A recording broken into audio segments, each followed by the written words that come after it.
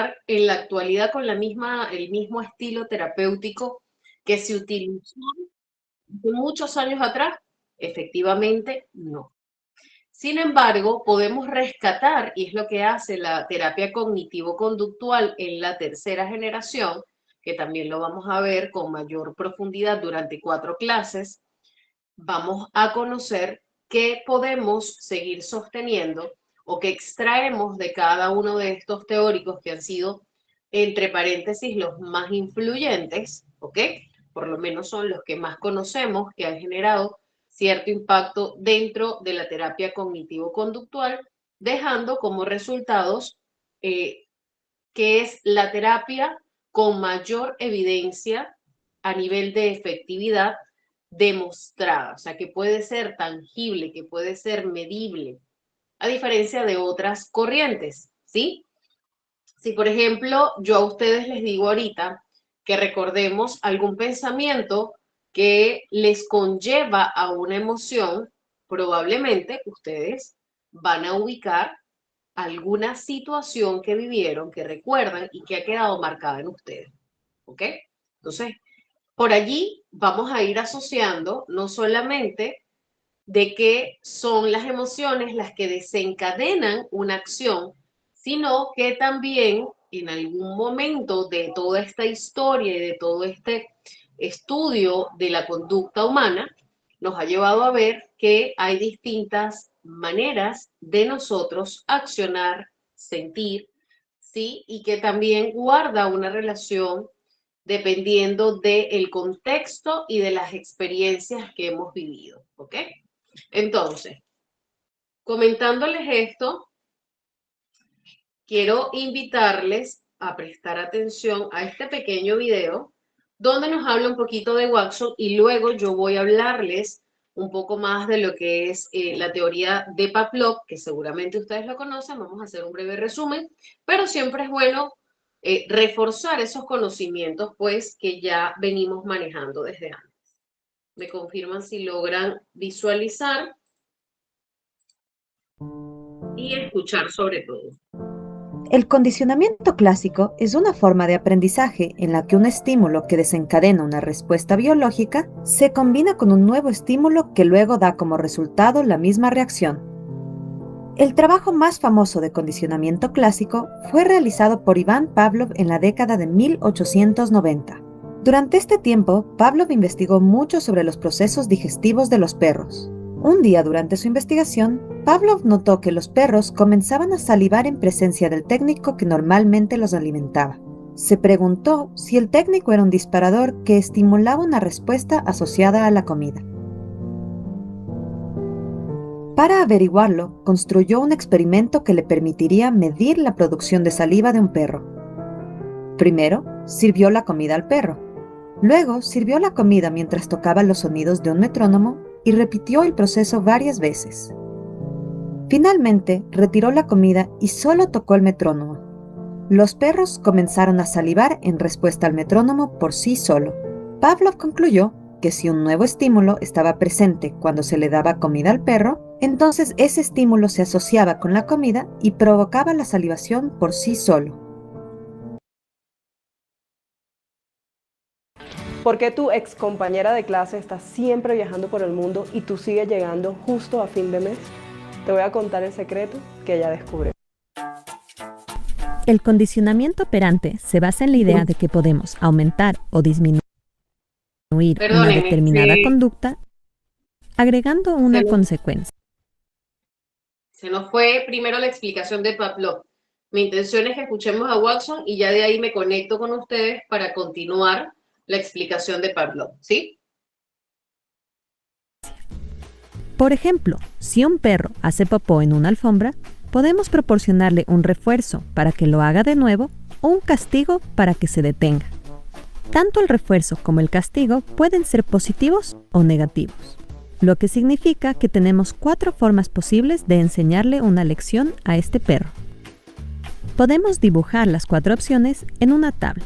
Si el refuerzo es positivo, agregamos algo agradable, como una galleta, para aumentar la probabilidad de un comportamiento. Si el refuerzo es negativo, aún queremos aumentar el comportamiento deseado. esta vez quitando algo desagradable, como la correa. Si el castigo es positivo, agregamos una respuesta desagradable para disminuir el comportamiento. Cuando el castigo es negativo, también queremos disminuir el comportamiento.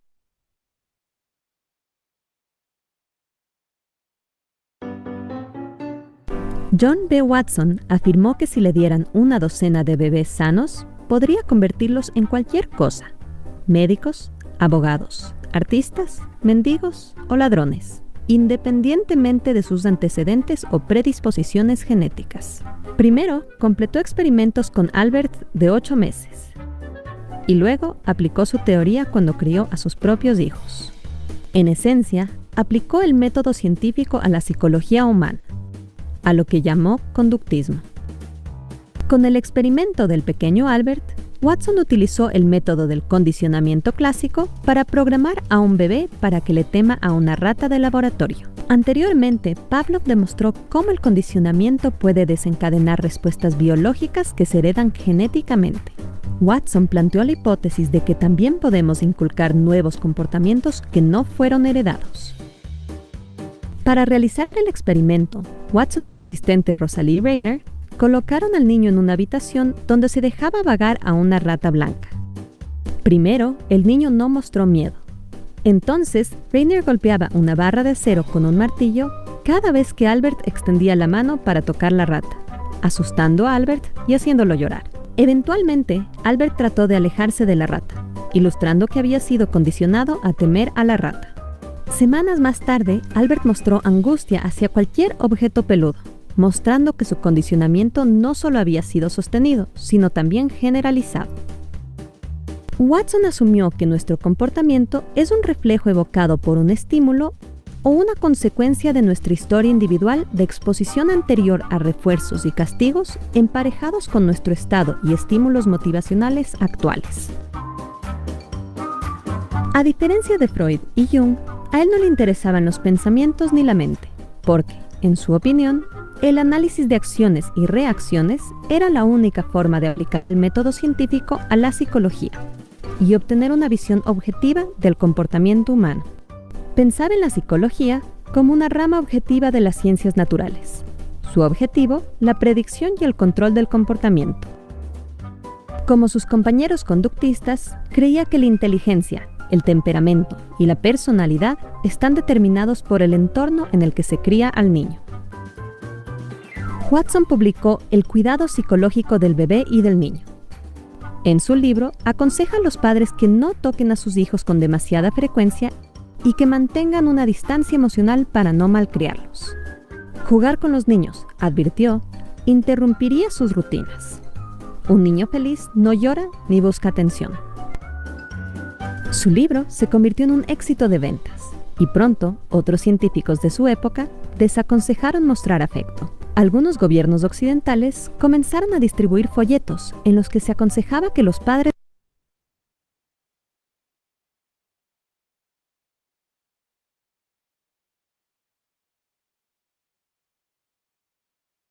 Ok, muy bien. Quedamos en que Watson entonces consideraba que el afecto por su parte no era un indicador de salubridad. ¿Ok? No era un indicador de que un niño estaba bien, de que era feliz, sino más bien por el contrario, el niño necesitaba no tener tanta cercanía emocional, tanto vínculo con el papá, lo cual, si lo vemos en la actualidad, sería algo completamente desajustado a los estudios posteriores. ¿Ok? Ya vamos a llegar al punto en el que vamos a encontrar si realmente los extremos son los que nos conllevan a mayor bienestar. Eso, por supuesto, considerando siempre la historia del paciente. Eso lo tenemos que tener en cuenta, chicos, ¿ok? No es solamente lo que yo considero oportuno, sino también tengo que tener en consideración cuál es la historia de la persona que está acudiendo a mi consulta por distintos motivos. Parte de esta historia que no dejamos de invalidar al 100%, ¿ok? nos ha llevado progresivamente a tener otros descubrimientos dentro de la psicología. Entonces, es así como también, posterior a Watson, Pavlov comienza a hacer pruebas y a hacer estudios a través de una mascota, de un perro. En este caso ya no es tan aversivo y tan arriesgado de lanzarse directamente con el ser humano, sino que a través de observar la conducta animal, él define lo que es el condicionamiento, ¿ok? ¿Y cómo lo hace? Creo que muchos conocemos, aparte de que se nos fue por allí un pedacito del video, ¿ok? Yo utilizo este tipo de videos para distintos eventos y distintas clases. Creo que es una manera muy simple y sencilla de recordar, de refrescar información. Así que utilicen siempre que puedan ese tipo de material, por allí un videito de vez en cuando, ¿no? Hoy vamos a ver varios videos. Ahora, ¿qué hizo Pavlov? Bueno, creó el condicionamiento y él utilizaba un estímulo neutro, ¿verdad? Y un estímulo incondicionado en el cual se iba a gestar, ¿verdad?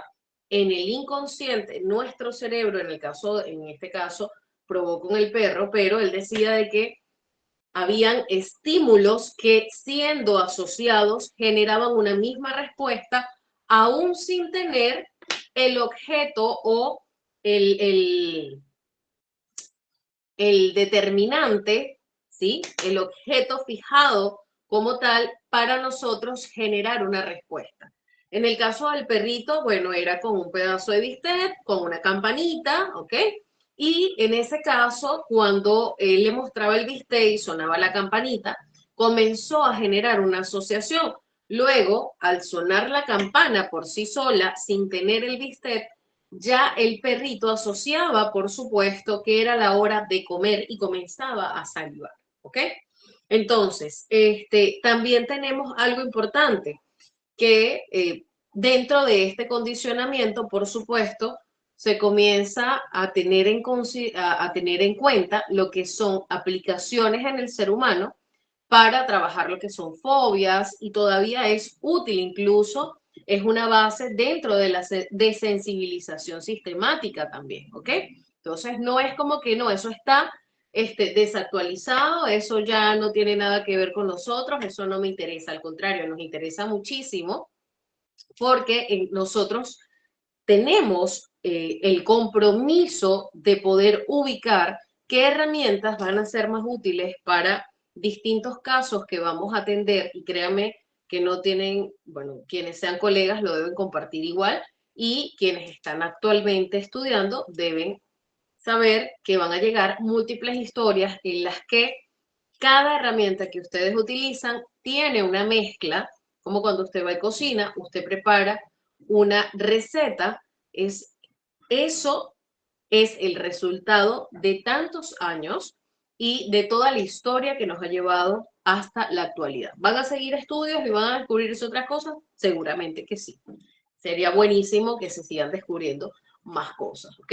Entonces, tenemos que en esta primera generación, en esta primera etapa de la terapia cognitiva, para llegar a ser terapia cognitivo-conductual, lo primero que se gestó fue el conductismo, propiamente hablando de cognitivo-conductual. Lo primero en gestarse fue la primera generación basada en el conductismo, donde se toma como grandes referentes, si bien inicia con Watson y todo lo demás, los mayores referentes de esta época, sin duda, son Thorndike, Pavlov, Skinner, ¿ok?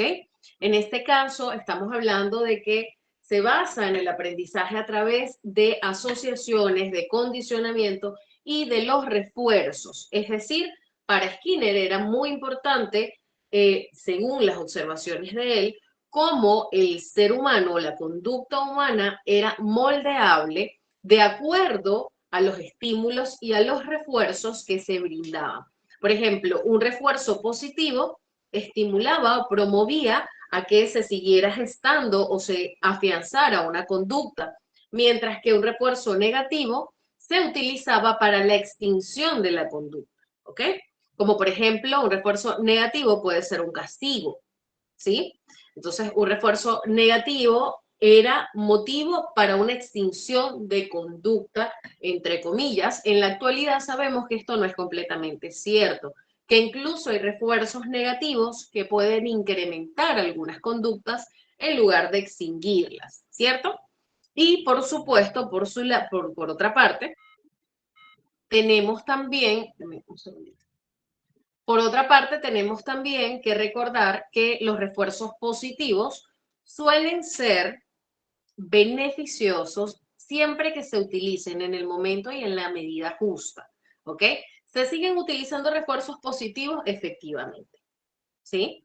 Efectivamente, nuestro cerebro reacciona cuando recibe una gratificación, nuestro cerebro reacciona cuando recibe un aplauso, nuestro cerebro reacciona ante el reconocimiento, ¿sí? ¿Eso es malo? No, efectivamente, es necesario también, ¿para qué? Para afianzar parte de lo que es el autoconcepto, ¿sí? Entonces no podemos clasificarlo como bueno o malo, va a ser funcional en base a la utilización o la práctica que yo le voy a dar, ¿ok?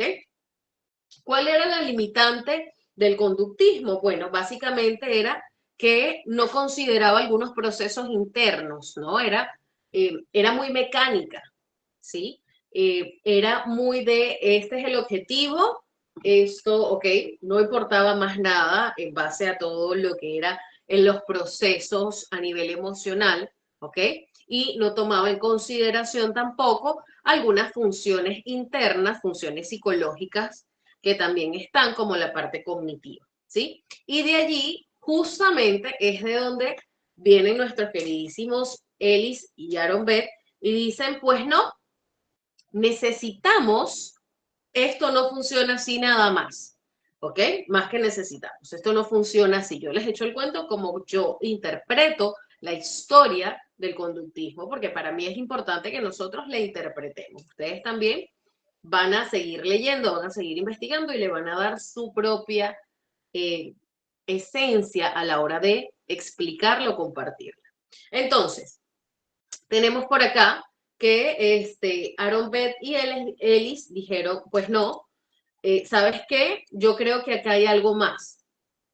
Yo creo que acá hay algo que acompaña a la conducta y creo que hay algo que define o que impulsa a que se generen esas conductas, ¿cierto? Entonces es cuando surge una segunda generación, ¿ok? Una segunda generación, y en buena hora que nos llegó esa segunda generación, que sigue siendo todavía muy importante y que delimita muchos cambios, ¿ok? De hecho, yo creo que no existiría programación neurolingüística sin reestructuración cognitiva, ¿verdad? No sé qué piensan ustedes. Bueno, acá felizmente creo que no hay en las normas del Colegio de Psicólogos limitantes del uso de la PNL. En Venezuela sí se ha limitado el uso de la programación neurolingüística por falta de sustento científico. Sin embargo, yo más lo atribuyo más que a la falta de sustento científico, porque sí hay bases científicas, yo lo atribuyo mucho al mal uso y mal empleo de la programación neurolingüística, porque, hago un paréntesis, muchas personas estudian o hacen un curso de programación neurolingüística y creen que ya tienen las herramientas para hacer terapia y montan hasta un consultorio terapéutico, sin ser psicólogo, ¿ok? Smirna, levantaste tu manito, corazón. Puedes abrir tu micro y te escuchamos.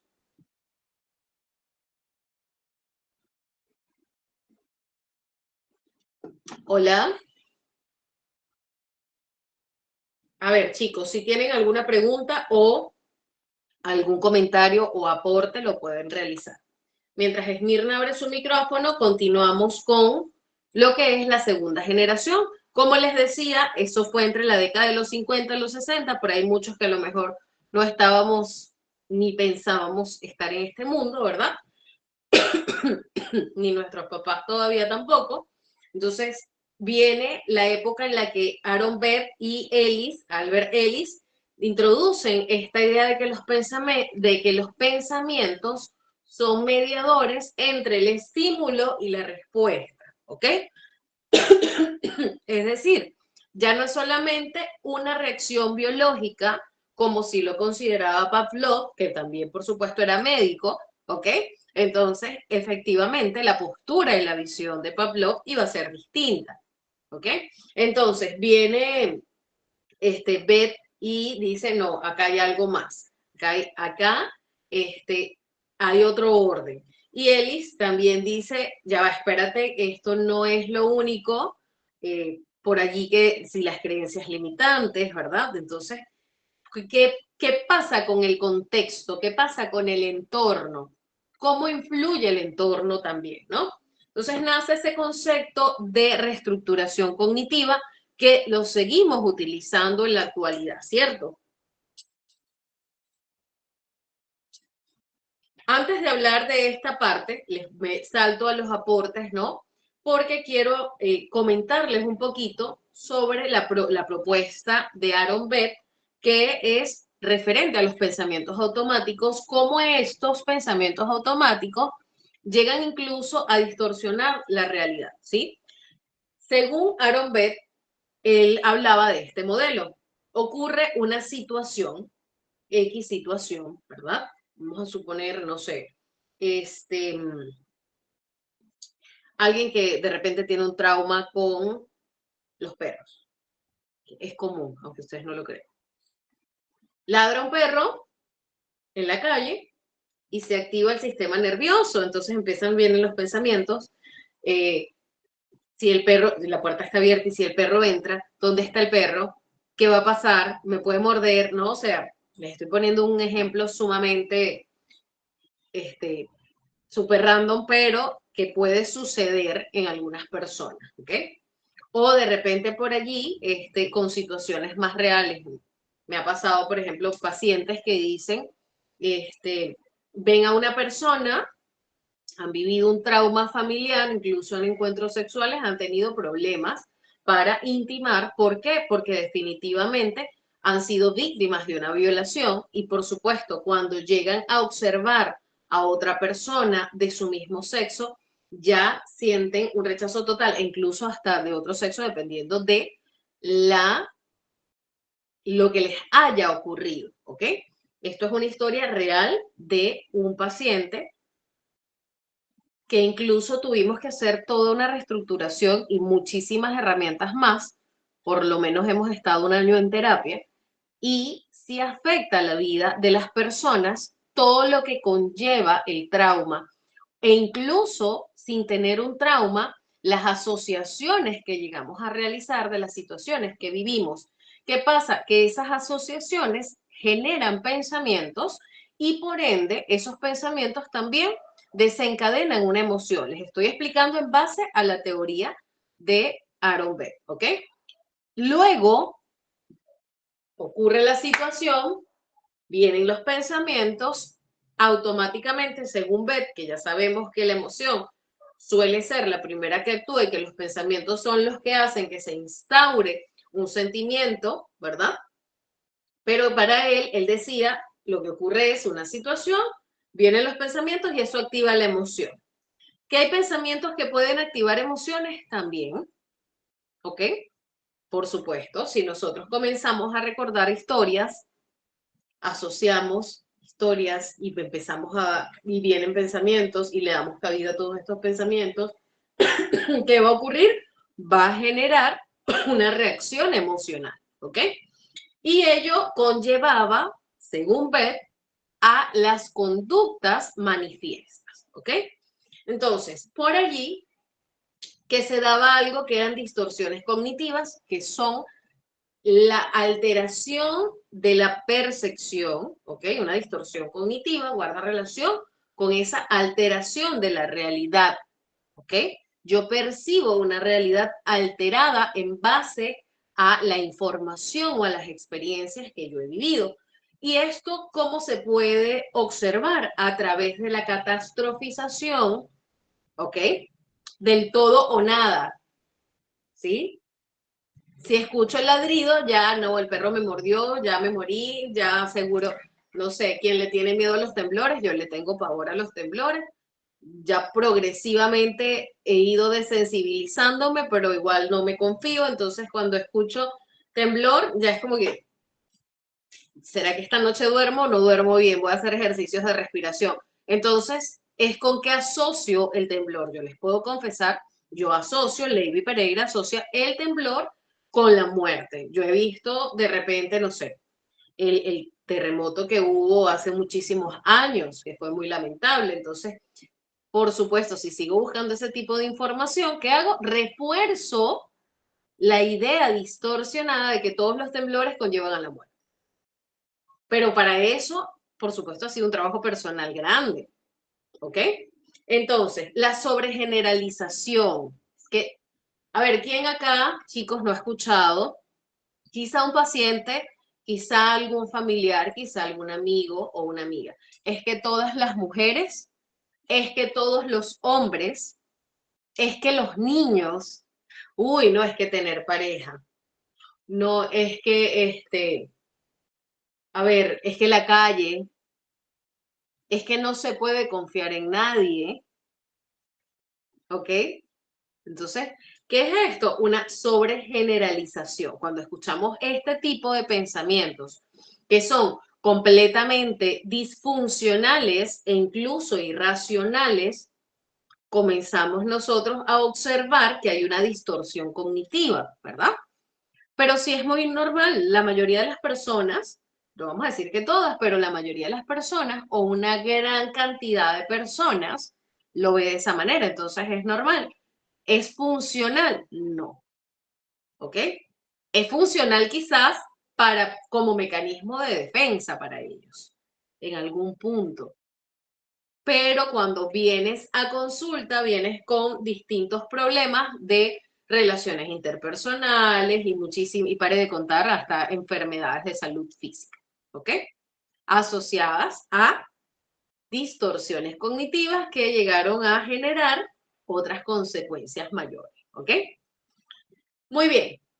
Entonces, tenemos también el pensamiento dicotómico y todo esto que hemos estado escuchando hasta ahora, definitivamente son, imagínense ustedes, el tablero, cuando juegan con el arco, son el puntito blanco, ¿no?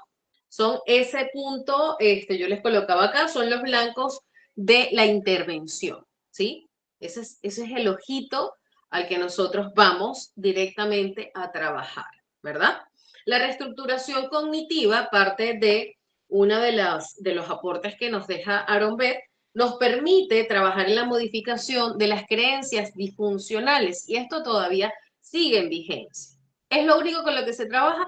Por supuesto que no, pero es bastante útil, sí, definitivamente sí. Propone la modificación cognitivo-conductual como entrenamiento para afrontar básicamente el estrés, que era parte de uno de los problemas principales, o sigue siendo uno de los problemas principales de nosotros como seres humanos. Les dejo allí como pregunta, ¿no? ¿Cuál es uno de los problemas principales realmente que tenemos en la sociedad y que ha persistido durante, pare de contar, siglos, ¿no? Me pueden decir que es la ansiedad. Yo les voy a refutar que hay algo más allá de la ansiedad. Antes de desencadenarse la ansiedad, ocurren otros eventos, ¿ok? Para llegar a la ansiedad pasamos un recorrido, un camino, ¿sí? Entonces, hay algo antes, que es ese factor, ese común denominador, ¿ok? Ustedes mismos pueden responderse o pueden hacerlo por el chat. Muy bien, chicos. ¿Hasta acá alguna pregunta, algún comentario?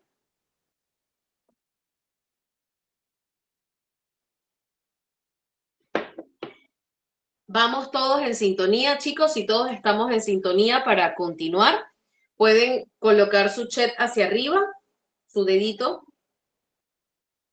Están todos calladitos. Si tienen preguntas, por favor, no duden en hacerlas. A ver, te escucho, Rubí.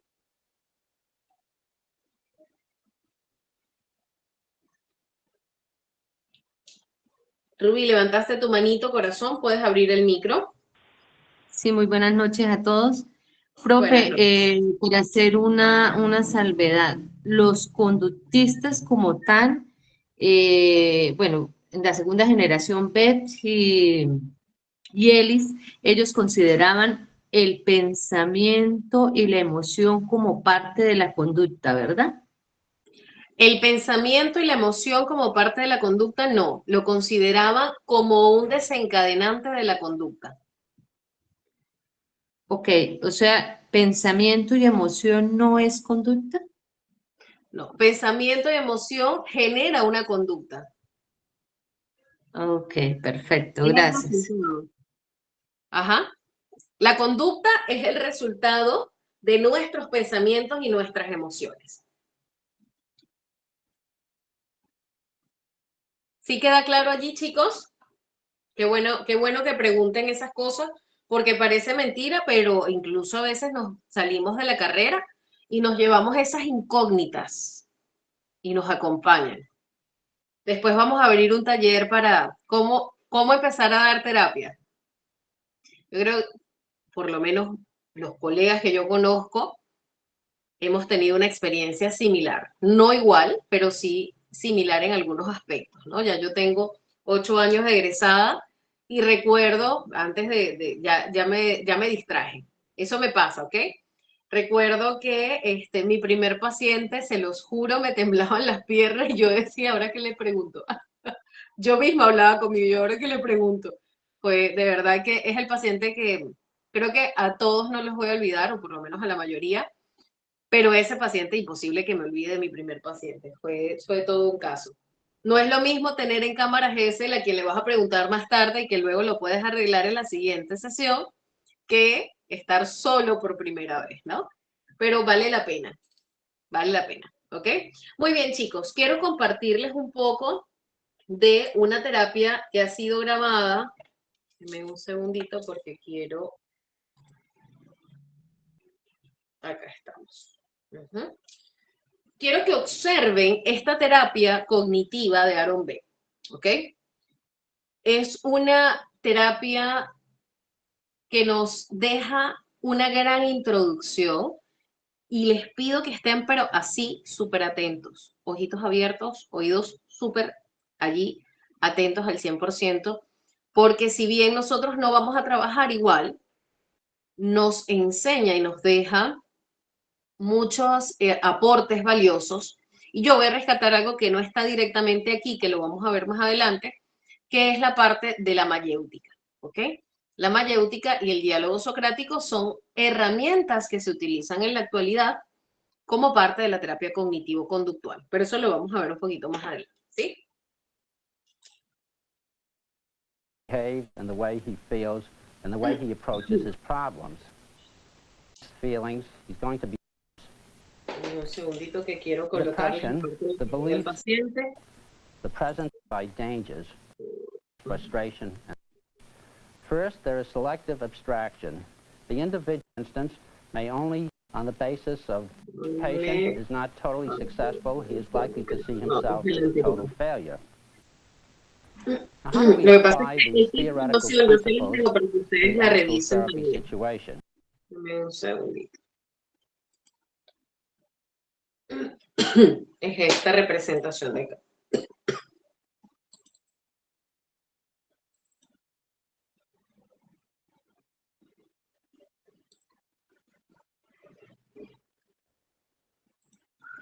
To churn more and more.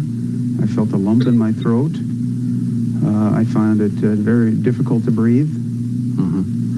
So in addition to the stomach, you had other physical symptoms, such as a lump in your throat and some problem in breathing. Yes. Now, can you see any connection between these fearful thoughts that you had and the symptoms that you're experiencing?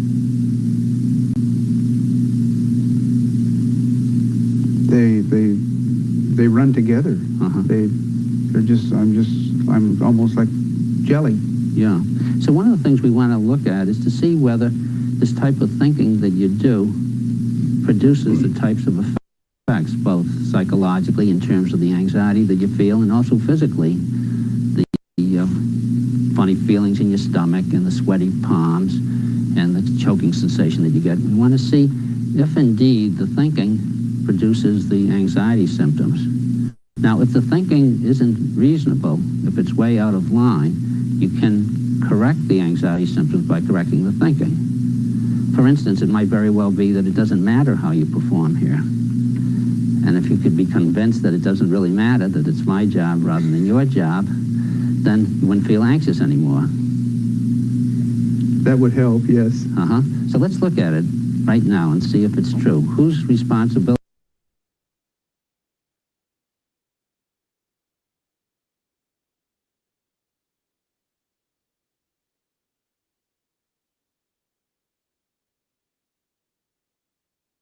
To churn more and more.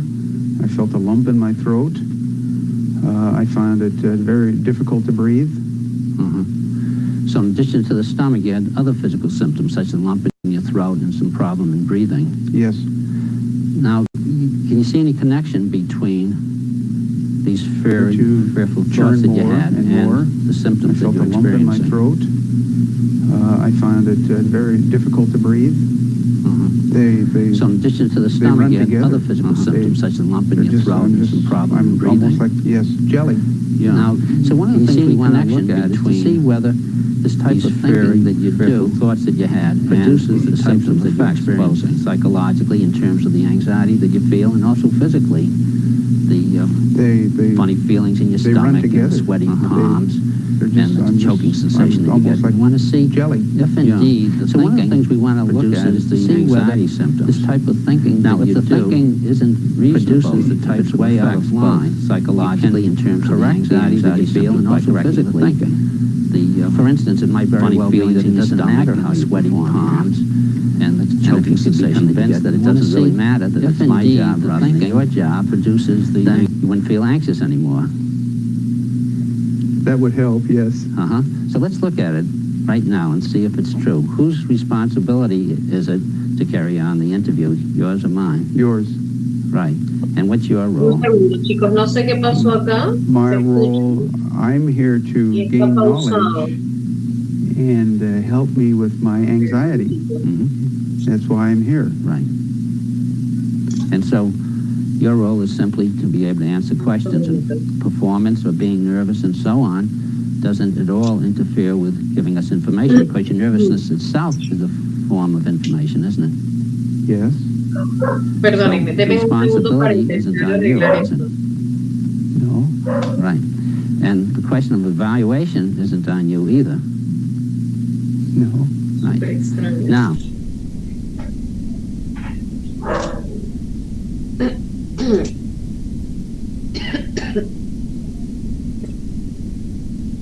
Segundito que mi computadora está fallando. A ver, vamos a colocársela acá.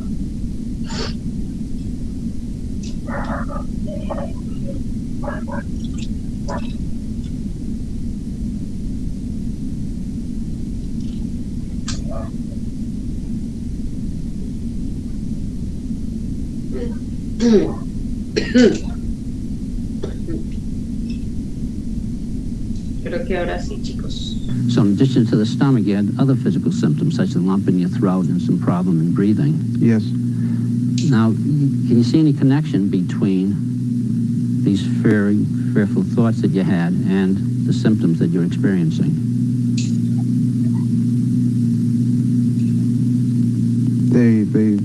They run together. I'm almost like jelly. Yeah.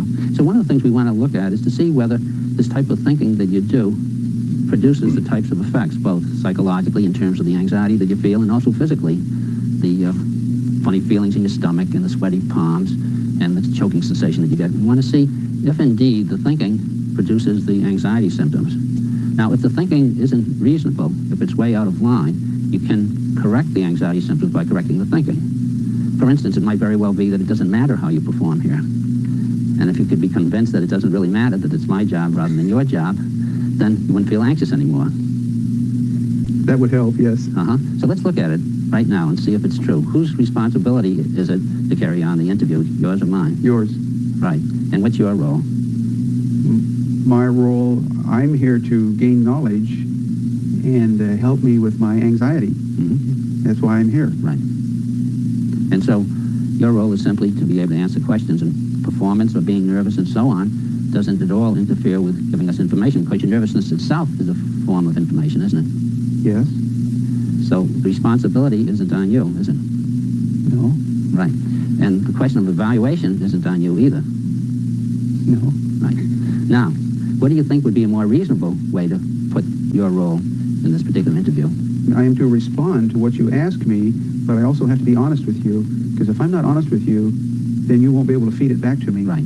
Now, does the anxiety prevent you from being honest? No. So you can be honest whether you're anxious or Yes. not. Honesty has got nothing to do with performing well, carrying on a good conversation, being a polished speaker, and so on. Yes. Right. Okay, now that we've gone through that and restructured your role, how are you feeling? I feel better. I'm still anxious, but I feel more So, comfortable now. what you can see when a person changes his thinking, something that's kind of exaggerated, such as I have to perform, I just have to do whatever comes my way. You can see when the thinking gets modified, then the emotions do change. So let's see how this develops now in terms of your major problems. For therapy at this time.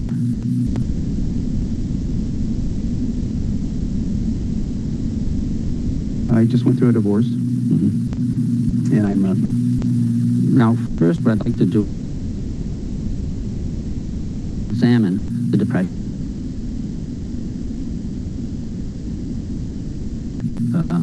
You can make the diagnosis.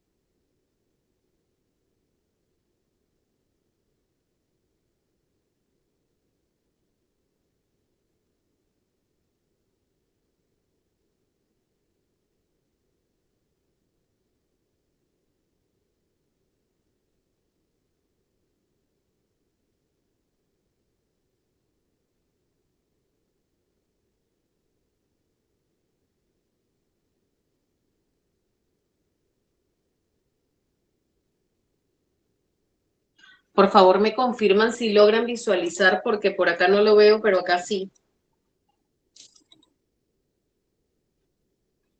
Chicos, ¿están viendo el video? Ok. Porque por acá sí, acá me está diciendo que no. Deme un segundo, que no sé qué está pasando. No se visualiza, parece que está presentando, pero es solo la imagen. Ok, no se está visualizando. Cuando sea así, por favor, avísenme. Denme un segundito, ya lo vamos a arreglar. A ver.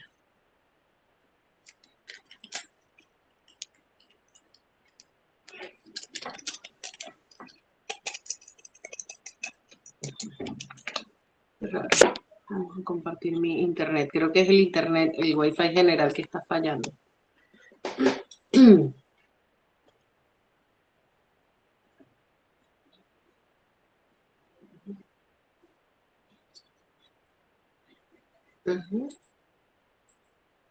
Sí, está fallando. Denme un segundito, chicos, y disculpen de verdad el inconveniente. A ver, hay cositas que se escapan de nuestras manos. ¿Qué pasó? No me figura el internet del celular, no me quiere agarrar acá tampoco para compartir. Ya está. Creo que ahora sí. Un ratito. Ya con este sí vamos a trabajar mejor, sorry. Me confié con el de la casa, pero no está funcionando.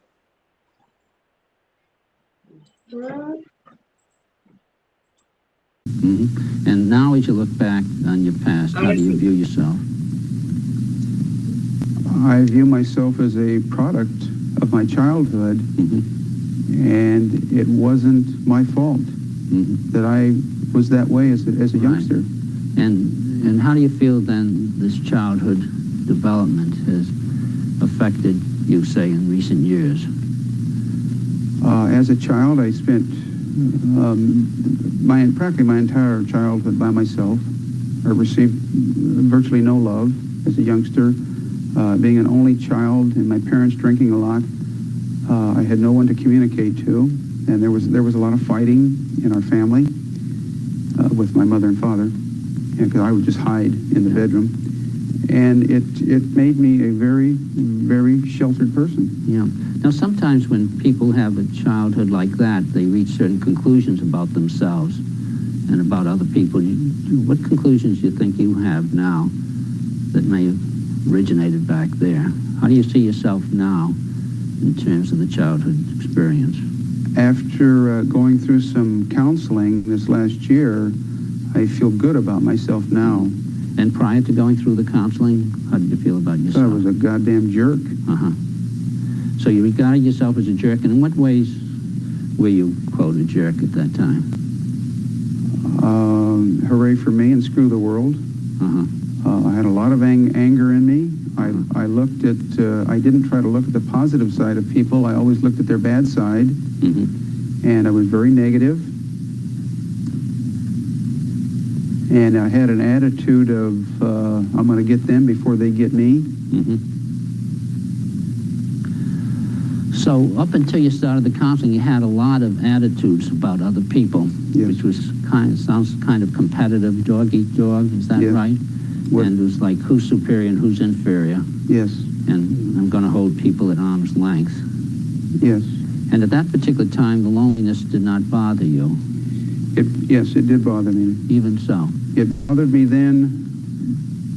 I didn't know any better. I didn't know what to do.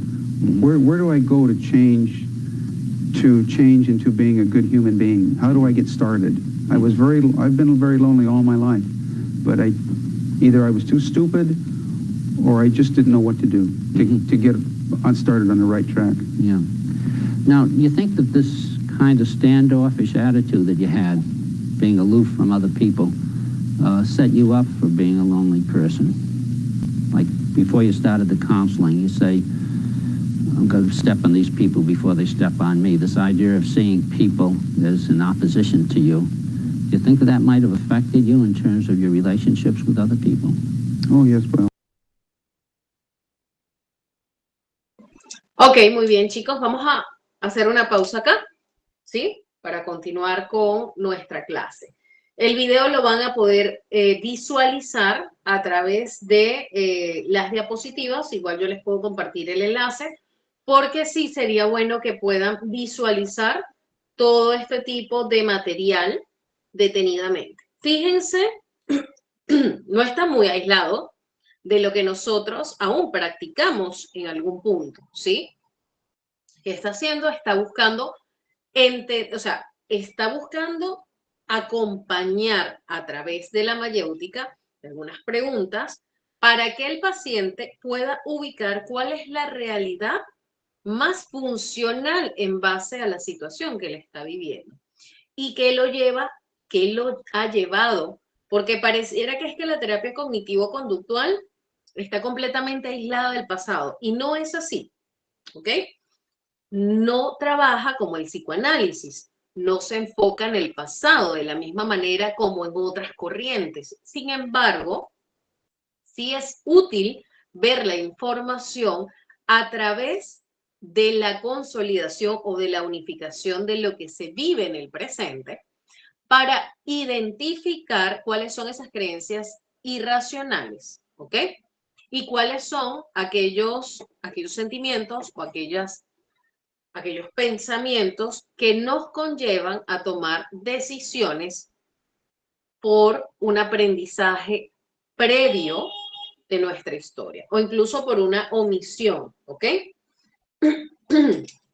Muy bien, voy a compartirles las diapositivas de nuevo. Denme un segundito por acá.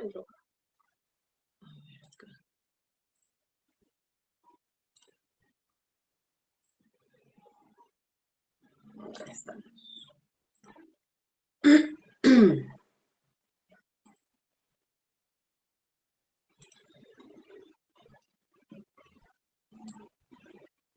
Muy bien, tenemos entonces dentro de esta línea de tiempo, dentro de esta corriente, a nuestro queridísimo, yo a todos les llamo queridísimos, porque sin ellos no llegaríamos a estar en el punto en el que estamos a nivel de nuestras herramientas de trabajo, ¿sí? Albert Ellis, ¿sí? Como pueden ver, una A y una E, lo asociamos rápidamente, si nos dan una A y una E decimos Albert Ellis, fácil para nosotros, ¿no? Para otras personas puede representar otra cosa. Creador de la terapia racional emotiva del modelo ABC, ¿ok? Que consiste en acontecimiento activador, es decir, situación, creencia, ¿ok? Un acontecimiento desencadena una creencia, ¿ok? Que son los pensamientos, y eso genera una consecuencia emocional y conductual, ¿ok? Es decir, todo esto va a generar una cadena, como también lo mencionaba Aaron Beck en su momento, había un encadenamiento de la conducta, o sea, para llegar a generar ciertas conductas o reacciones conductuales, ¿sí? Ellis sostiene que las emociones provienen de nuestras interpretaciones, pero para llegar a ser una interpretación se dio primero una creencia o un concepto o un aprendizaje, un patrón, ¿ok?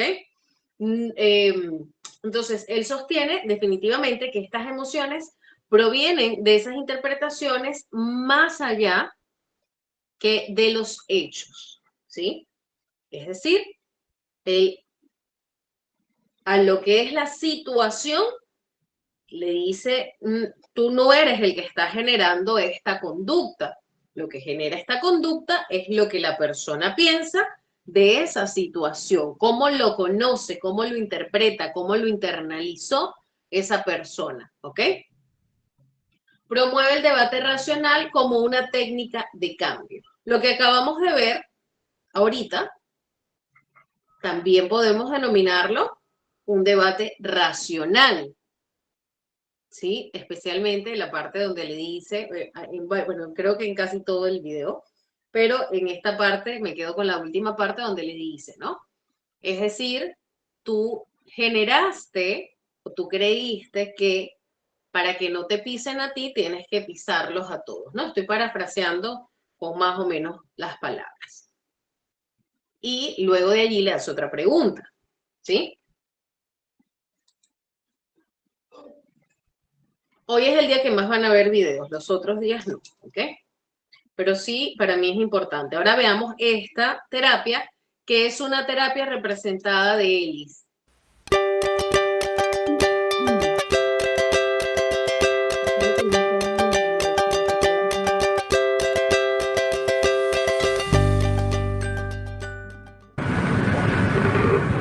Rational therapy, or rational emotive therapy, also called RT for short, is based on several fundamental propositions or hypotheses. And the first of these is that the past is not crucial in a person's life. The past affects him a good deal, but he affects himself much more than the past affects him, because no matter what he has learned during his historical development, the only reason why these things that have happened to him and that have been told to him affect him today is because he is still re-indoctrinating himself with the same philosophies of life, the same values that he usually imbibed and taught himself to early.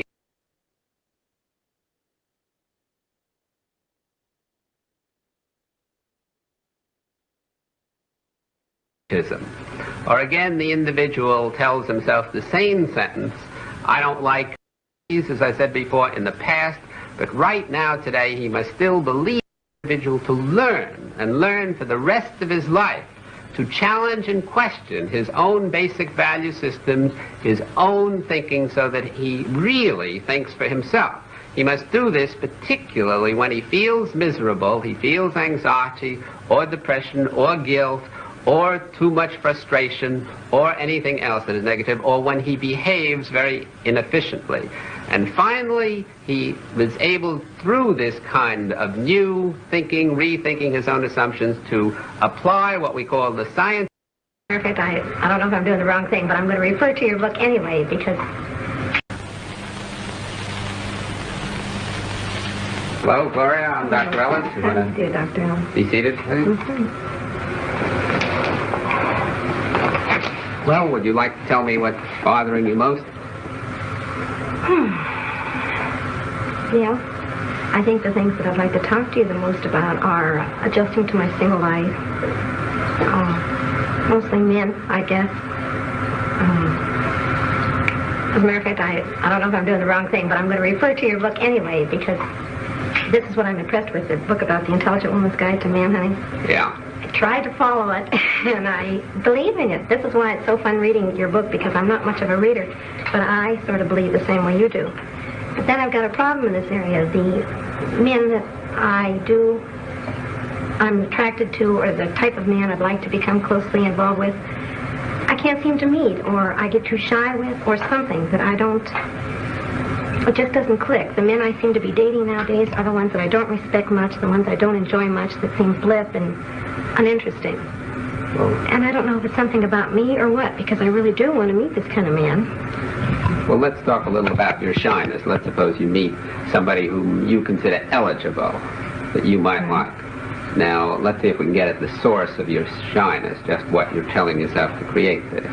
You meet this man and you feel shy, embarrassed. Yes, but I don't usually show that. I usually act flip right back. Yeah. I act like the other men act to me, as a matter of fact. I act flip. I don't seem near as intelligent. I act like a typical dumb blonde. I'm just not myself with him. I'm more on at ease. Yes, well, as you probably know from manhunting, I believe that people only get emotions such as negative emotions of shyness, embarrassment, shame, because they tell themselves something in simple exclamatory sentences. Now let's try to find out what you're telling yourself. You're meeting this individual. Now what do you think you're saying to yourself before you get flipped? I know what it is, that I don't stand up to his expectations. I'm not quite enough for him. He's superior to me. Although I want this type of man, I'm afraid I won't have enough to attract him.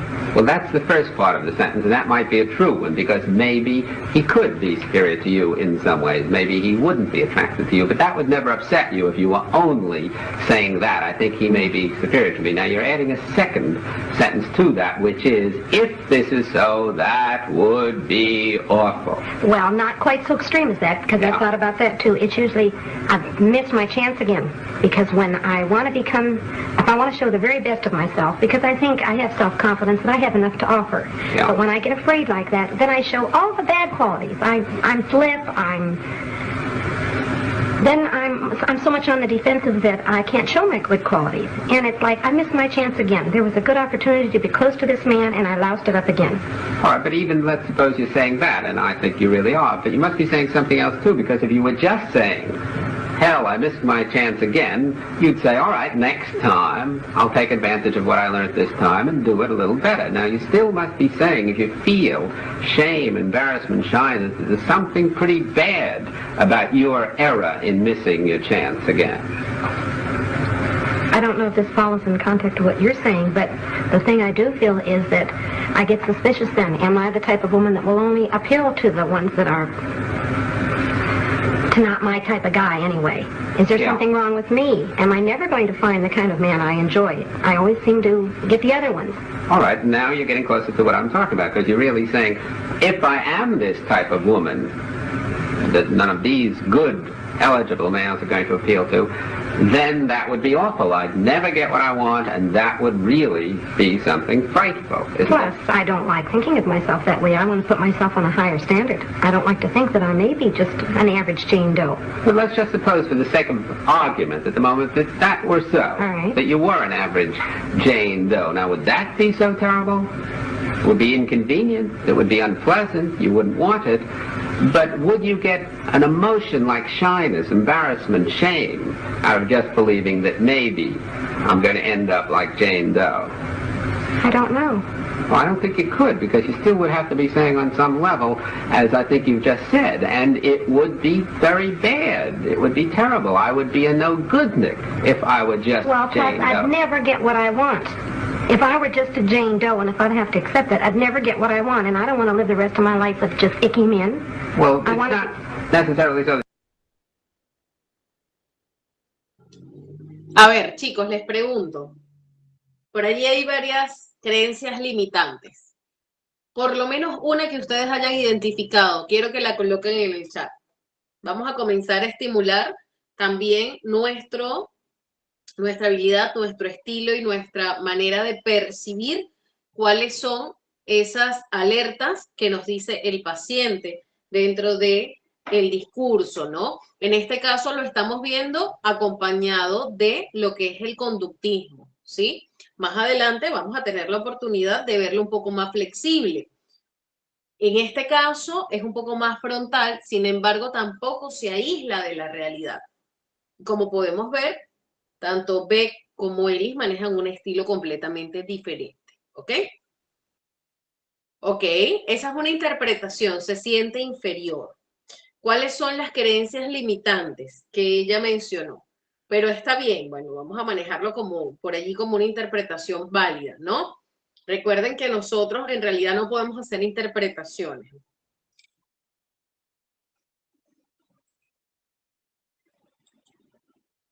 A ver, ajá. Hay una generalización, ¿no? De que las chicas corrientes o comunes, o promedio, como ya le decían, pues no alcanzan nada. No alcanzan lo que ella alcanzaría, ¿no?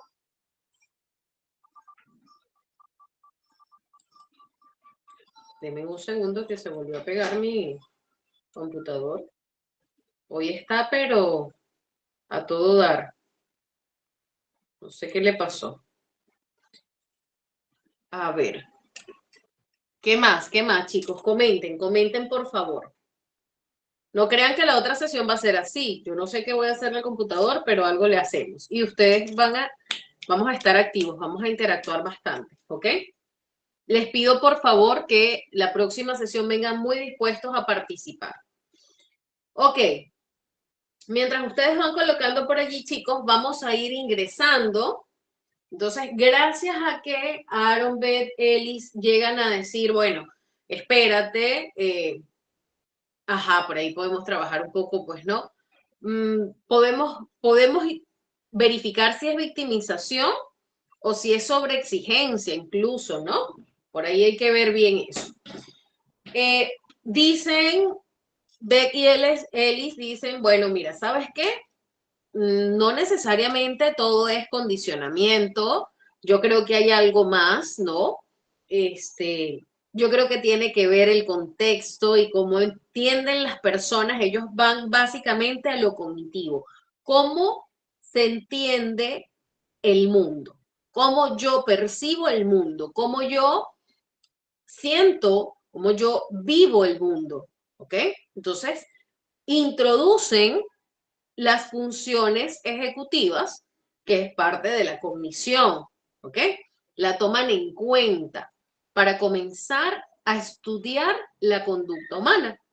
Bueno, así pasaron muchos años hasta que llega la revolución de la tercera generación, que en buena hora llegó, y aun cuando llegó muchísimos años atrás, nosotros hemos estudiado, no sé, en el 2000, y aún aún creíamos que la terapia cognitivo-conductual era sentarte a condicionar nada más, a modelar la conducta y se acabó. Pero no es así. ¿Ok? Entonces llega esta tercera generación, ¿verdad? Donde se da la integración de lo cognitivo y lo conductual con nuevas terapias, con otras corrientes terapéuticas, ¿sí? Con otras corrientes que también tienen una validez científica, ¿ok? Y que definitivamente a veces incluso las confundimos con otro tipo de terapia, pero no, son parte de la terapia cognitivo-conductual también. Como por ejemplo el mindfulness, ¿verdad? ¿Por qué el mindfulness ha tenido tanta validez? Porque tiene pruebas validadas a nivel científico. Sí, está demostrado que la respiración, que la atención plena, ¿ok? Nos conlleva a tener una mejor percepción incluso de nuestras propias vivencias e incluso puede impactar en una mayor estabilidad emocional, esa estabilidad emocional, esa reestructuración o ese alivio emocional puede conllevar a su vez una mejor respuesta conductual y también a nivel de pensamiento, ¿sí? La terapia de aceptación y compromiso, la terapia dialéctico-conductual, que de ellos vamos a hablar un poco más adelante, y mayor enfoque en lo que es la aceptación, se trabaja mucho con la aceptación, la regulación emocional y los valores personales, ¿ok?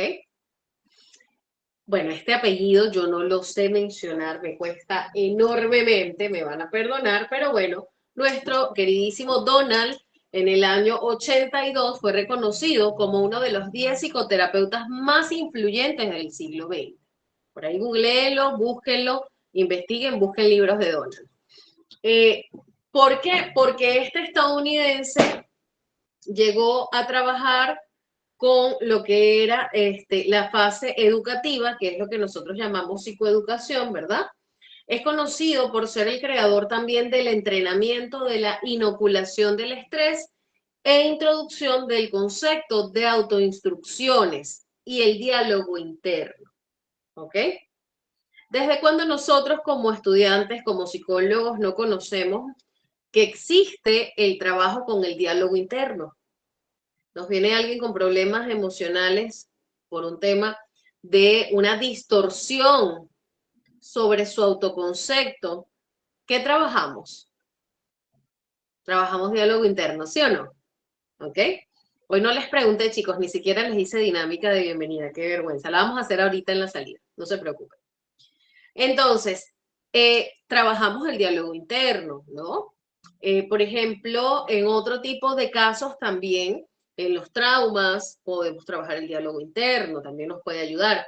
Enfatiza la importancia de la autoeficacia y la reconstrucción narrativa del yo. De esto se viene hablando desde hace muchísimos años atrás también.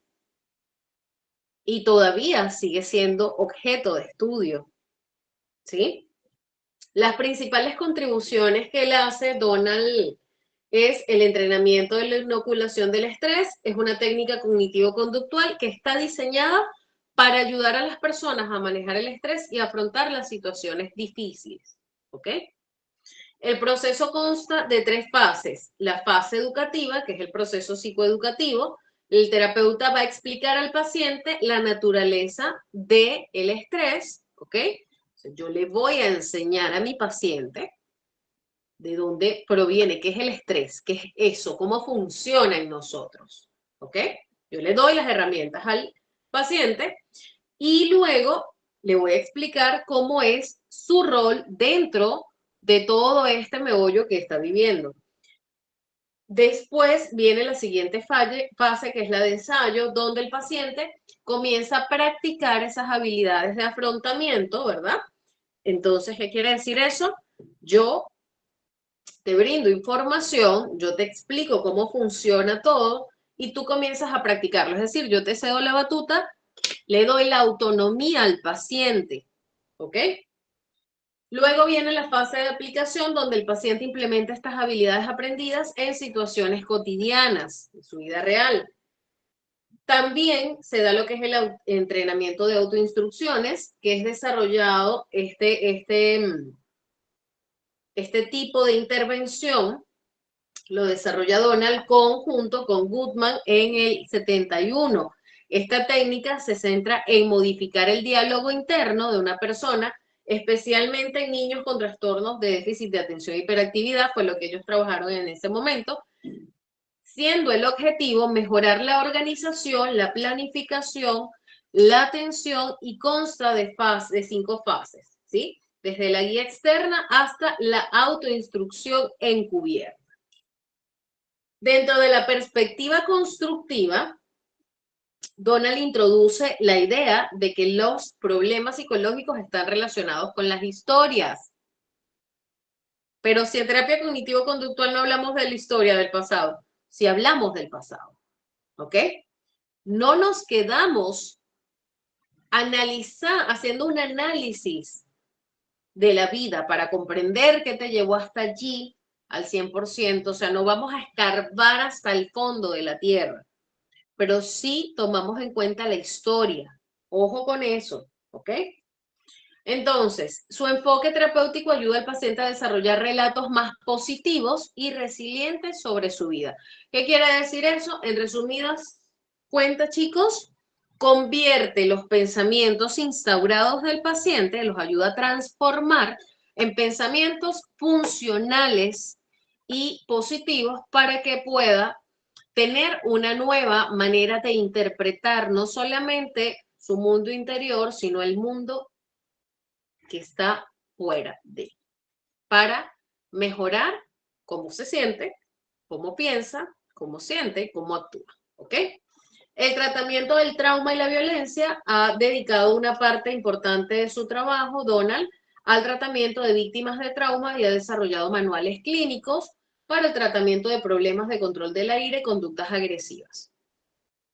Si manejan el inglés, busquen, porque hay muchos libros de Donald, solo que están en inglés, algunos yo he logrado traducir unas cuantas cosas, me parece sumamente interesante. Bueno, podemos conseguir ciertas cosas en español, pero normalmente sus libros están en inglés. ¿Ok?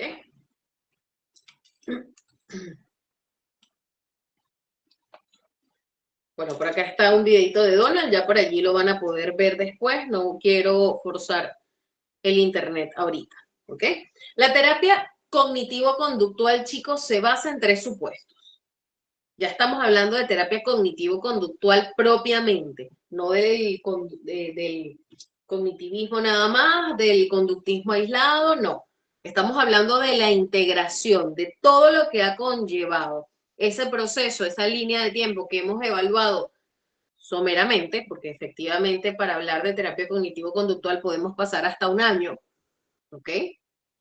Entonces, la terapia en sí, la cognitivo-conductual, tiene 3 supuestos básicos, que es la cognición, es decir, el pensamiento influye en la emoción y la conducta.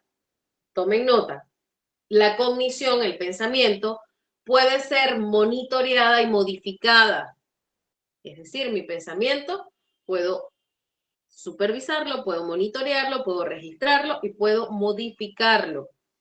El cambio cognitivo produce cambios conductuales y emocionales. Es decir, si comienzo a gestionar o a gestar pensamientos diferentes, puedo tener cambios conductuales y emocionales. Muy bien. ¿Preguntas o comentarios hasta acá, chicos?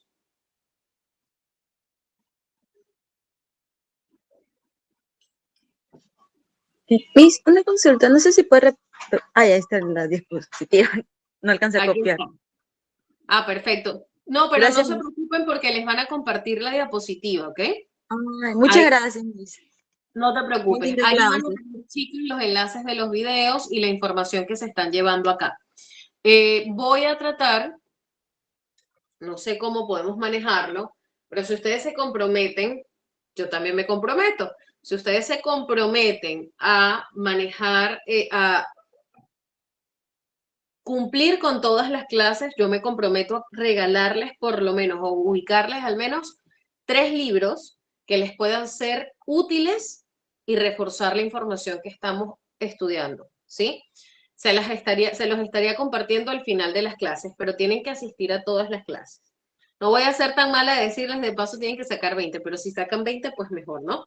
Y sí me gustaría, pues, que puedan certificarse, porque efectivamente, chicos, eso nos suma, ¿ok? Entonces, aprovechando para conocerlos y que no se me vaya, no irme a la segunda clase sin conocerlos, creo que eso me ha descuadrado un poco. No sé por qué el internet está fallando y no solamente ellos, sino que los videos me descuadraron un poquito por allí. Pero bueno, todo es modificable. Lo importante es que se logró el objetivo.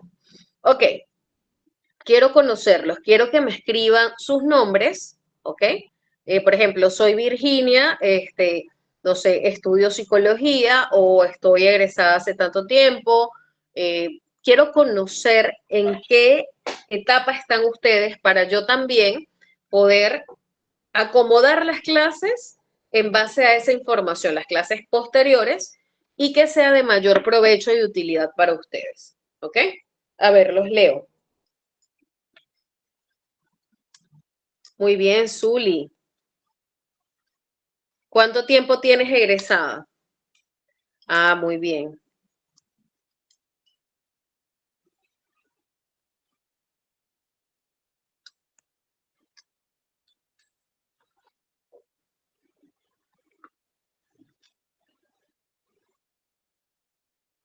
Mm,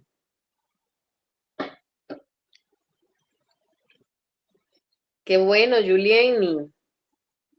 8 años, estamos iguales. Te graduaste en el 2016. Qué bonito. Excelente, Roxana, maestra. Los maestros, buen aporte, chicos. Los maestros no significa que van a dar terapia, pero pueden implementar algunas herramientas, como por ejemplo registro de conducta, registro de pensamiento, por allí que pueden trabajar en el cambio del discurso de lo que los niños se dicen, ¿no? A veces en el colegio hay niños que dicen, no, es que profe, yo soy tonto, ¿no? Entonces, no, es que yo no puedo porque yo soy tonto. El ritmo de todos no es el mismo, ¿ok?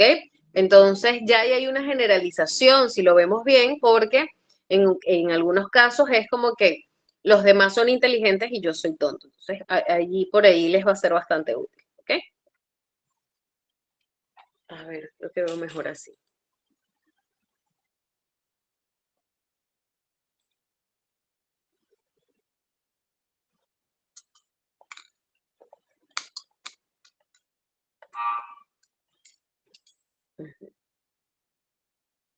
Monty Márquez, docente, qué bien. Ah, mira, hay varios docentes. Soy Natalie, soy docente integral. Qué bien, qué bien. Siempre hay que tener información, chicos.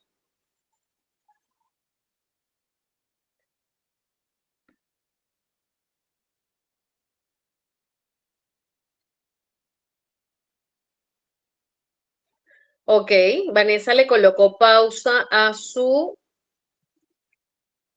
al estudio de la psicología, ok. Perfecto, Claudia, estupendo. No tienes por qué, no tienes por qué, puedes estudiar más adelante y aprovechas, pues, ¿no? Porque ya tienes parte del conocimiento, ¿no? Porque has estado informada constantemente. Yo tuve que hacer una ligera pausa en estos 8 años cuando migré y siempre estuve, o sea, atendí a uno que otro paciente de manera virtual cuando me vine a Perú. Y de allí seguía buscando cursos, me metí en muchos cursos, en pandemia sobre todo, se dio la oportunidad de poder nosotros estudiar, ¿no? A través de la herramienta virtual con mayor hincapié. Y allí empecé a buscar cursos, hacíamos redes de apoyo, entonces fue sumamente útil, de verdad. Uh-huh.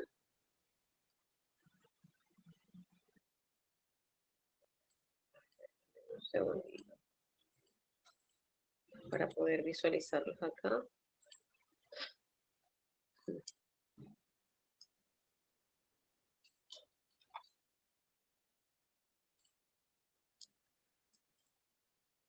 Ah, mira.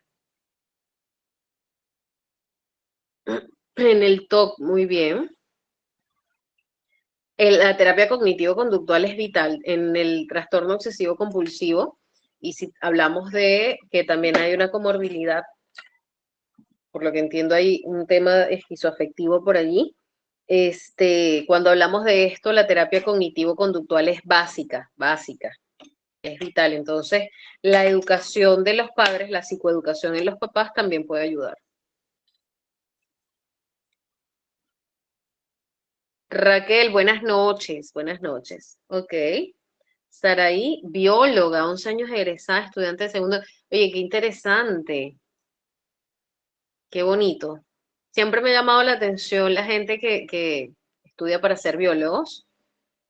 Creo que nunca he atendido a algún paciente biólogo, no recuerdo. Parece mentira, chicos, pero incluso hasta eso, nosotros no necesariamente vamos a atender a todo tipo de profesionales, ¿no?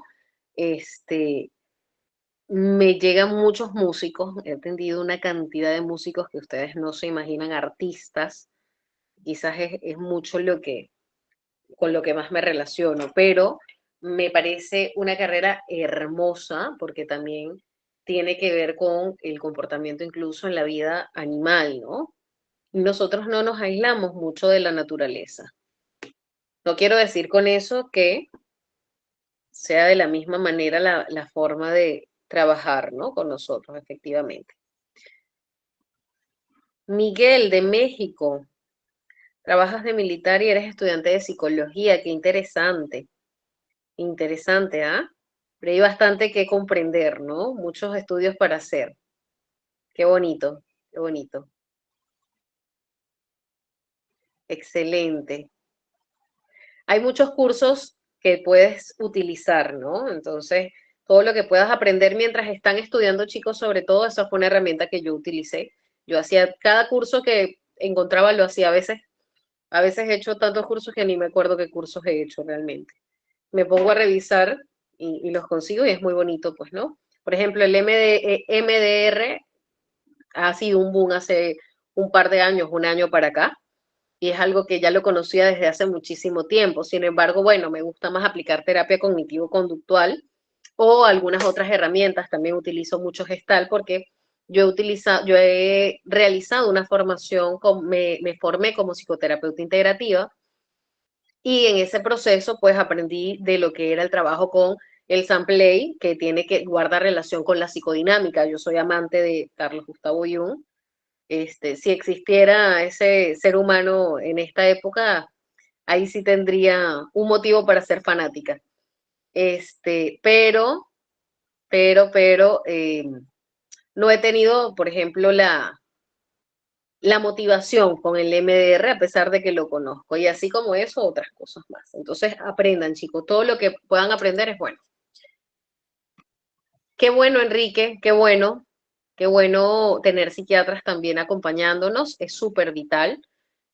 Cuando el psiquiatra tiene esa disposición de acompañar al paciente dándole un aporte adicional, por supuesto, siempre igual que nosotros derivando a quien corresponde, pero dándole también una herramienta de alivio en ese momento en el que la persona va a ti.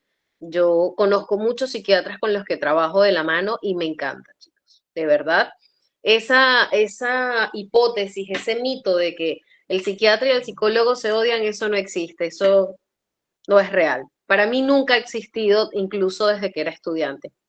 Nunca ha existido el celo terapéutico, al contrario, siempre psicoeduco a mis pacientes, chicos. Nosotros somos parte biológica y parte conductual, ¿ok? Nosotros como psicólogos nos enfocamos en el estudio de la conducta humana. Nosotros trabajamos con la conducta humana. Básicamente ese es nuestro fin, ¿ok? Que sí, que acompañado de esto están las emociones, es parte de lo que desencadena la conducta, están muchas cosas biológicas involucradas, sí, pero tenemos que ser muy responsables con la carrera, porque usted no puede tener a un paciente que le está diciendo, oye, mira, ¿sabes qué?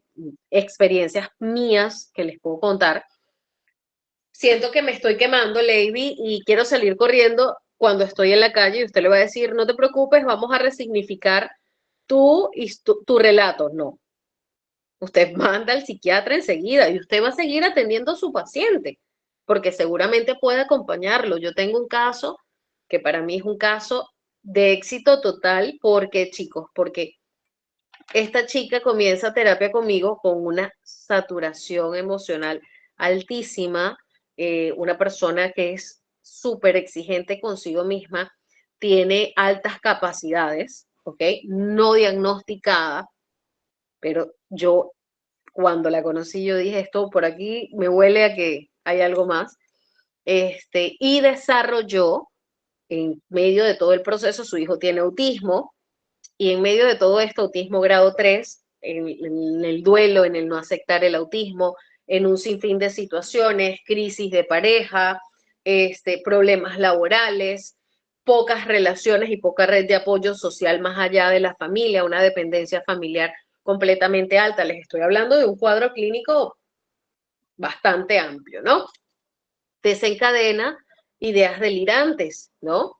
Y por allí también alucinaciones, cosa que en una consulta se da. Efectivamente, yo generé una contención, pero apenas la logré estabilizar un poco, enseguida le dije al esposo, oye, mira, de inmediato, o sea, me la llevas de inmediato al hospital psiquiátrico porque tienes dos opciones, o la llevas y pasa esto, o pasa lo otro, o no la llevas y pasa esto, pasa lo peor. Entonces tú decides. Ella quiera o no, tú llévala. Igual ya yo hablé con ella, ya ella está chévere, aceptó su tratamiento psiquiátrico, una maravilla. Hemos estado 1 año y medio, entre 1 año y medio y 2 años en consulta. Paralela con psiquiatría, actualmente tiene una mejor relación con su pareja, actualmente está laborando hace 1 año, y se los digo, chicos, y para mí esto es uno de los casos más retadores que he tenido en 8 años. ¿Ok? Pasar de tener en mi consulta presencial a alguien diciéndome, Lady, agárrame porque me estoy yendo al cielo, a tener a esa persona hoy integrada nuevamente en el ámbito laboral, totalmente funcional, con ciertas cosas por allí que quedan siempre con el chequeo médico, con el chequeo psiquiátrico, con el chequeo psicológico, cada 3 meses. Imagínense. Una maravilla lo que podemos hacer, ¿ok? Ximena, ay Dios mío, se me fue ya el tiempo. Soy docente y tengo una niña con TDAH, hermoso. Quítale el diagnóstico y trabaja en lo que tengas que trabajar para que tú veas cómo funciona. Enfermeras, me encanta cuando tengo esta multitud de personas que quieren aprender. Soy docente de inicial, tengo experiencia de 12 años, he tenido varios niños con problemas conductuales y mi hijo tiene TDAH, excelente. Vamos a quitarles las etiquetas, vamos a quitarles la conducta y ya tú vas a ver que con lo que vamos a aprender seguramente vas a tener buenos resultados. Esmirna, por ahí me olía que Esmirna era psicóloga. Nosotros desarrollamos, así como los perritos, desarrollamos nuestro olfato. Ok, Esmirna, psicóloga egresada hace 3 años, trabajo en el área clínica y soy docente universitaria. Excelente, qué bonito. ¿De dónde eres tú, Esmirna? Cuéntanos. Virginia, creo que levantaste tu manito. Esmirna, ¿de dónde eres para ya despedirnos? Virginia, te escucho mientras nos responde Esmirna. Un gusto compartir. Soy de Nicaragua. Ah, mira. Ah, no les pregunté de dónde son. Qué bonito, qué bonito. Qué bueno, chicos. Me encanta tenerlos acá, me encanta. Sobre todo me gusta que el hecho de la psicología no rompe fronteras. Entonces, utilicemos eso. Yo soy venezolana viviendo en Perú y ha sido una maravilla aportar y aprender en el Perú, ¿ok? Y compartir internacionalmente a través de ITEC, que es realmente una herramienta maravillosa. Virginia, te escuchamos. Buenas noches. Yo quería comentarle algo porque me llamó bastante la atención y la verdad yo le agradezco que haya dicho eso de que quiten la etiqueta, porque me llevó una experiencia, como puede ver mi voz, me llevó una experiencia un poquito agridulce con una psicóloga hace poco, porque ella me indicó recuerde que este niño de aquí, de este salón, es un niño con discapacidad, así lo dijo. Y si él no se puede agachar, no lo haga agacharse, cosa que suponía que estamos en un ensayo de un baile y el niño, el concepto de trabajar con estos niños es que ellos no limitarlos, sino que al contrario, motivarlos para que ellos poquito a poquito logren cumplir con las funciones básicas que son, por ejemplo, el movimiento, ¿ya? Pero acá esta maestra fue como que perdón, esta psicóloga dio a entender que no importa si el niño no se podía agachar y se quedaba de pie mientras los demás niños en pleno baile, donde todos los papás iban a ver que había un niño que no se podía agachar, como que está bien, déjalo ahí de pie, y que no haga nada. Y yo me quedé como que ese no es el objetivo de trabajar con estos niños. Al contrario, es motivarlos a que hagan los movimientos, aunque sea hasta cierto punto, y que poco a poco logre. Y ese día yo me quedé ensayando con él hasta que el niño logró cunclillarse más. Ok. ¿Ya? Y eso, me alegro que haya usado el término, haya indicado que quítele la etiqueta, porque eso como que me ha motivado a seguir trabajando con este niño. Porque me chocó tanto que una psicóloga me haya indicado, recuerde que es un niño con discapacidad. Así me chocó. Fíjate qué importante que comentes esto, chicos, y quiero compartírselo para ya despedirme. Lo que ella te ha dicho desde el ámbito profesional realmente tampoco está mal, ¿verdad?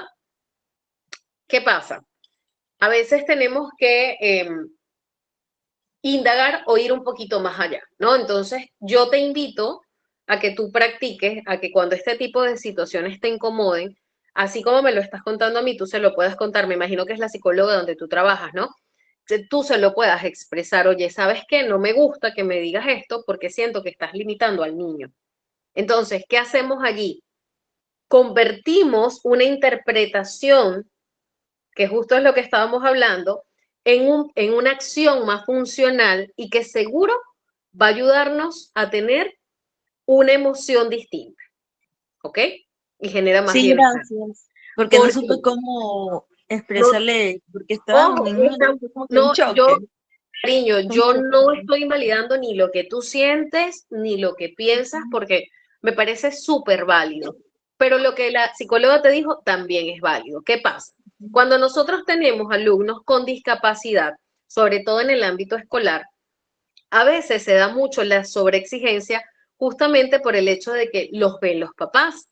Los papás se quejan, dicen que no hacemos nada con el niño, dicen, las maestras tienen una mochila bien fuerte, pero también tienen mucho coraje. Entonces, vamos a aprovechar ello para aliarnos, ¿sí? Entonces, ¿qué pasa? Lo que yo invito siempre es a que la maestra le exprese con claridad a la psicóloga escolar tal como siente y vive lo que recibió. Y que pregunten. O sea, ¿tú te refieres a que lo tengo que limitar?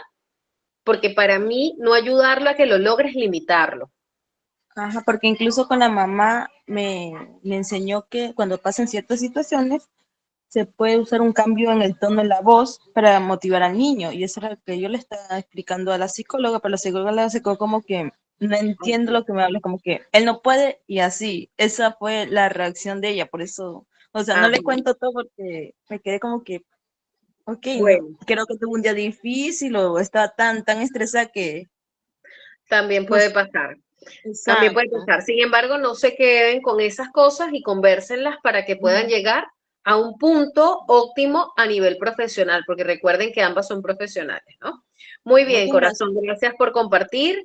Chicos, que espero que pasen una bonita noche. Ruby, ya les van a dar las indicaciones de la asistencia. Les dejo con nuestra querida coordinadora para que puedan tener las respuestas que son a nivel académico y llenar su asistencia. Nos vemos el día miércoles con toda la buena intención y con toda la mejor vibra para que podamos hacer una clase súper, súper buena.